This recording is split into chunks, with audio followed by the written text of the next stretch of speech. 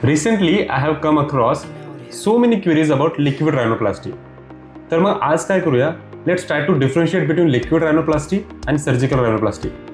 Most of the queries आहेत ना, त्या सर्व Instagram, Facebook यांच्यावरील रील पाहून आणि त्यांच्यामुळे सरप्राईज होऊन की हे रिझल्ट किती लवकर दिसतात हे पाहून आपल्याला येत आहेत.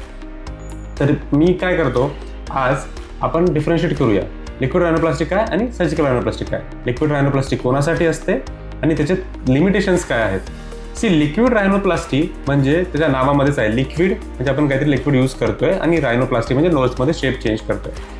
तर नोजमध्ये शेप चेंज करण्यासाठी जर तुम्हाला टेम्पररी गरज असेल तर ही लिक्विड रायनोप्लास्टी मेथड आहे. लिक्विड रायनोप्लास्टीमध्ये आपण फिलर्स नोजवर टाकत असतो, जेणेकरून एक मायनर हंप असतील किंवा मायनर टिप इलिव्हेशन करण्याचं असेल तर ह्या गोष्टी आपण लिक्विड रायनोप्लास्टीमध्ये करू शकतो. So basically we can create an illusion of the perfect nose with the help of liquid रायनोप्लास्टी.